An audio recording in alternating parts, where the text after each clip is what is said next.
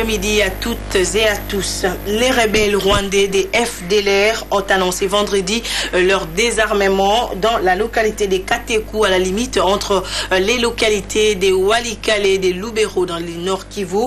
Au cours de cette cérémonie de reddition, une centaine d'armes et des combattants ont été remis aux représentants de la SADC et en contrepartie, les FDLR souhaitent que la communauté internationale obtienne dès Kigali la tenue d'un dialogue inter-rwandais inclusif et sincère. Ils demandent aussi que soit levé l'embargo qui pèse sur plusieurs de leurs dirigeants. Autre chose, 15 camions de vivres et non-vivres, c'est les dons de la République des Liban aux expulsés de Brazza logés dans la commune de Maluku. Ces gestes de charité visent à témoigner la solidarité du peuple libanais au peuple frère congolais. Reportage José Olitomake, Astrid Mbouyi et Jean-Jacques Lombela. La République des Liban, par sa représentation en République démocratique du Congo, est venue au chevet de refoulés de Brazza logés dans le campement de Maluku. Dans sa gibecière, 15 camions remplis de vivres et non-vivres pour renforcer la prise en charge de ces sinistrés RD congolais. Nous pensons que sur le plan matériel, sur le plan physique et sur le plan de l'effectivité, nous pensons que trop parler ou bien verser des larmes ne suffisent pas.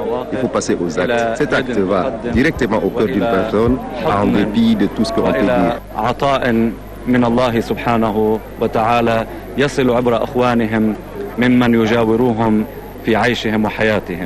La joie était très visible sur les visages de bénéficiaires. Certains ont exprimé leur satisfaction. Vraiment, on a un cœur joyeux envers eux parce qu'il nous a apporté des nourritures, il nous a apporté de l'eau, tout ça là, vraiment, on les remercie beaucoup. Je tiens aussi à féliciter notre gouvernement qui a donné des moyens de transport pour transporter les gens d'aller au village. Comme moi, j'attends demain, si Dieu permettra, donc demain, c'est mon départ.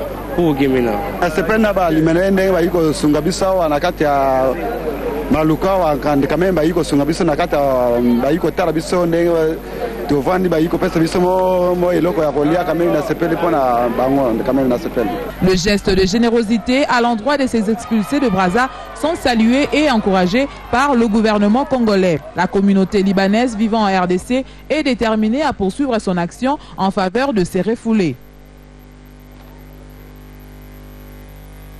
Parlons santé à présent. Le monde entier célèbre ce samedi 31 mai la journée sans tabac. Cette année, elle est placée sous le thème « Augmenter les taxes sur les tabacs ». Une façon pour l'OMS d'inviter les gouvernements de porter les taxes sur les tabacs à des niveaux qui réduisent la consommation des tabacs.